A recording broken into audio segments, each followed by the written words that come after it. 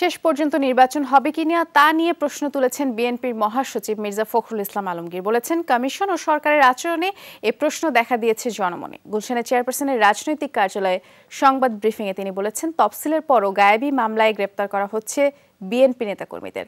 মামলা, হামলা আর গ্রেপ্তার বন্ধ না হলে অনাকাঙ্ক্ষিত পরিস্থিতির দায় সরকারকেই নিতে হবে বলে হুঁশিয়ারি দেন বিএনপি মহাসচিব।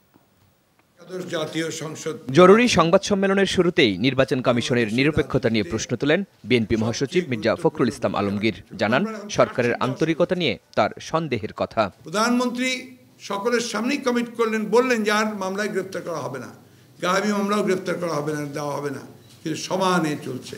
এই অবস্থার প্রেক্ষিতে আমরা স্পষ্টভাবে বলতে চাই, গায়েবী মামলায় গ্রেফতার বন্ধ করুন, গ্রেফতারকৃতদের মুক্তি দিন, অন্যথায় উদ্ভূত রাজনৈতিক পরিস্থিতির সকল দায় দায়িত্ব সরকার ও নির্বাচন কমিশনকেই গ্রহণ করতে হবে। মির্জা ফখরুল বলেন, সরকারের নির্দেশে প্রহসনের নির্বাচনের উদ্যোগ নিচ্ছে কমিশন, যে কারণে জনমনে প্রশ্ন জেগেছে শেষ পর্যন্ত নির্বাচন হবে কিনা। আজকে খুব স্বাভাবিকভাবেই জনমনে প্রশ্ন এসে গিয়েছে যে নির্বাচন হবে কিনা, এই প্রহসনের নির্বাচন করে লাভ কি। সুতরাং যে কথাটা এসছে আস্থা, সেই আস্থা আগেও ছিল না, এখনো নেই।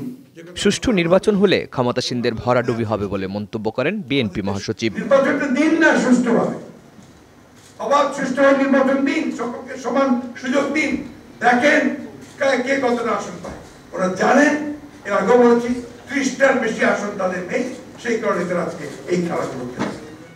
20 দলীয় জোটের শরিক জামায়াতকে কয়টি আসনে মনোনয়ন দিয়েছে বিএনপি, মহাসচিবের কাছে জানতে চান সাংবাদিকরা। জামাতে ইসলামের এখানে কেউ নেই, যারা আছে সব বিএনপির।